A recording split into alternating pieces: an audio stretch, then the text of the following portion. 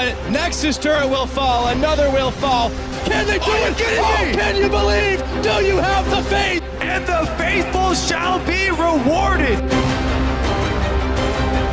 Are you kidding me? They're gonna take down the undefeated team here at MSI. I never doubted them. Counter Logic Gaming with the most unlikely victory.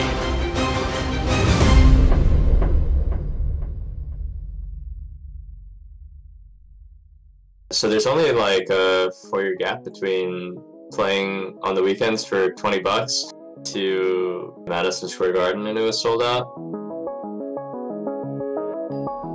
Before becoming one of the biggest esports titles, League of Legends was just a video game enjoyed by people around the world. In League of Legends, you play a summoner who summons champions to fight enemies and win for your team. The playstyle of League of Legends introduces an innovative new genre, something we're calling a MOBA. The goal is to work together with your teammates to bring down the enemy nexus. Back when I first started competitive League of Legends, it wasn't too big of a thing yet, at least. A bunch of dudes playing games online, not very professional at all. It was literally just like we hop on. There's no like strategy or anything really.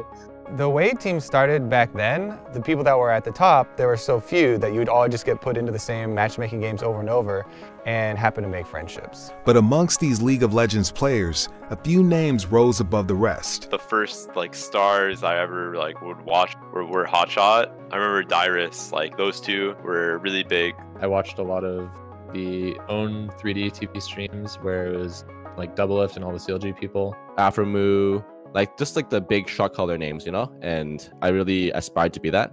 Everybody wanted to be on Bigfatlp's team. He was just at the top of his game. Chapster was another top player. One of the earliest stars, Hotshot GG, gathered other top talent to form CLG, Counter Logic Gaming, the first star-studded League of Legends squad. The original idea was basically just to create content and a community around League of Legends. There was no centralized place where we could share our experiences together, and that's really why I started this. Kelby still has a job. Are you excited that you keep that guy in business?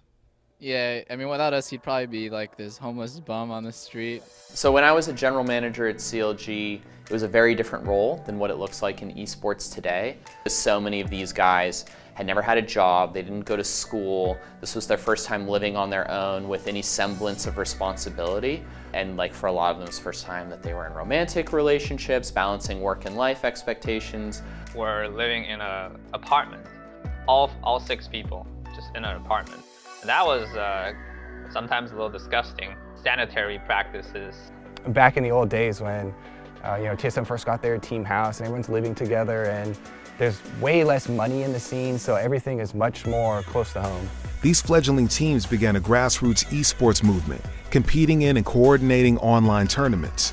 We would play in these online tournaments, they'd randomly be hosted by Newegg or some other online internet company, and you'd win mouse pad. The winning team for this tournament will be winning $1 million. No, I'm just totally messing around. Yeah, I know, right? Receiving the giant cartoon check, even though it was only for $1,000 each or something for winning the entire international tournament. It just all seems like fun and games at the beginning. I always miss those times because right now the LCS is more formulaic than it was back then, and things are more structured.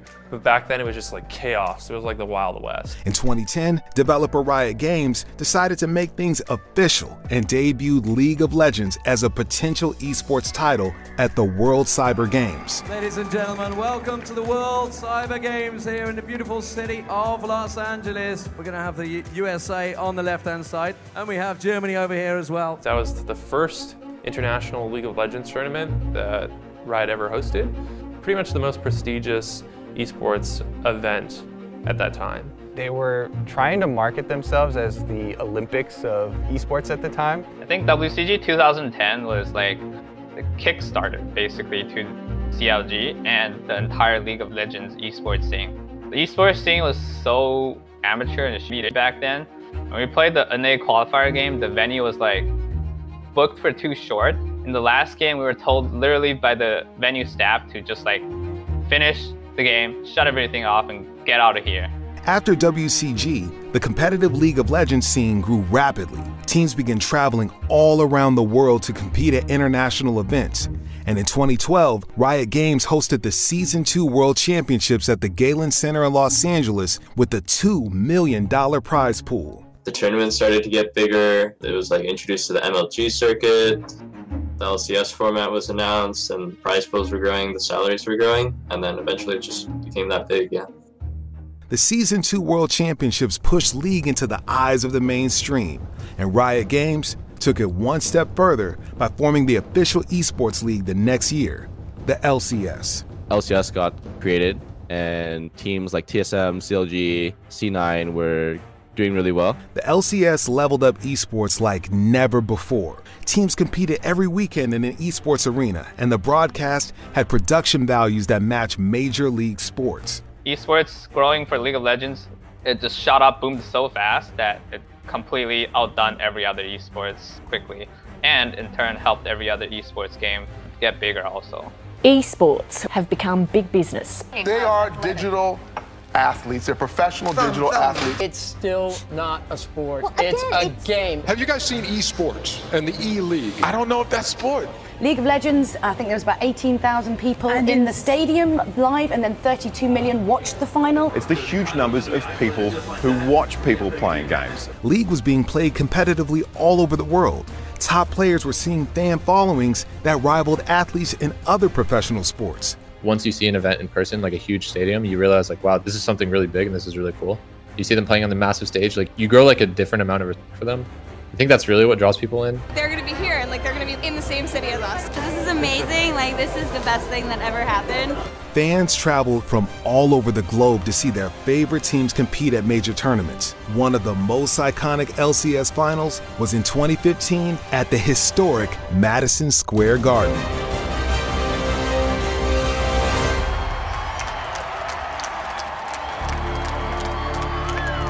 So one of my fondest memories of esports was actually CLG playing at Madison Square Garden. That stage is so big and so famous, and it kind of validated my choice of becoming a pro. I just thought it was incredible to like watch how big esports had become, especially having been so interested in it like from a young age. 2015 at MSG, I knew we were going to win no matter what. I remember being so confident sitting in the crowds because we were dominating in scrims, and the team just like felt like killers, and everything just felt like it was going our way. CLG are just one smash Nexus from winning their first North American championship. And every single person is playing magically here. CLG down the line are on fire. The double kill, the triple kill now coming in for Pobelter. Double is gonna clean one up. 40 seconds on the clock, boys. And the faithful shall be rewarded. CLG take the inhibitor, they're gonna take the Nexus turrets, and they're gonna take a trip to Worlds. This is gonna be it. Counter Logic Gaming fighting every season since there has been one, and now taking down Team Solo Mid at Madison Square Garden to be your 2015 Summer Split champions. I don't know, it was just such a cool feeling because I had followed CLG for years and I watched them struggle, and at this point I was on their academy team, so when your like main team wins the whole thing, you feel like a pride because it's like, whoa, like I'm on the same org that's like the best in North America right now. And yeah, it was really cool to watch that. Having gone to Worlds several times, it's like a whole different experience. Versing the best teams in the world, like everyone's trying so hard because all the fans, they were so passionate, they were so like loud for their home teams. They had like these LED signs. The environment at Worlds is really high pressure. It's a lot different than playing within the LCS. Feels like a lot more eyes are on you. This is the tournament that matters throughout the whole year. Just like any other like sport that you'd watch someone get announced, you know, for a really important match. So like globally, League is like insane how big it is. Was competed in MSI. It was my first time international tournaments. They were like screaming, and when we just kill enemy team or when we get towers or dragon, baron, they were just like screaming. It was really fun. So I think the reason that like worlds and international tournaments are really important is just you just have like this sense of pride where you're like, I want this North American team to do well because they're representing North America. They're going against these like huge countries in League, and you just want them to win. League of Legends has proven it's one of the most dominant esports in the world, with the average player's salary topping $400,000 in North America. But what will the future hold for League? If League's been going on for 10 years already and it's still growing to this day, like it'll be around for a long time. Viewership for LCS and just esports in general have just shot up significantly. Right now is a really good time to be in esports, that's for sure. Every year it's been going up, up, up in terms of viewership, in terms of, you know, interaction with fans. So I'm assuming that it's going to continue on that trend. A lot has changed since I first started playing League. I don't know, I kind of like the direction it's going, where it's just, you know, you go to different places, you get to travel and compete on huge stages, and hope that we make it across more states so that more people can watch, give all the fans tons of different areas chances to watch it live. So I think it's really unique. In just 10 years, competitive League of Legends has grown from small online tournaments to world championships viewed by millions. Competitive League of Legends will only continue to grow and captivate new fans around the world.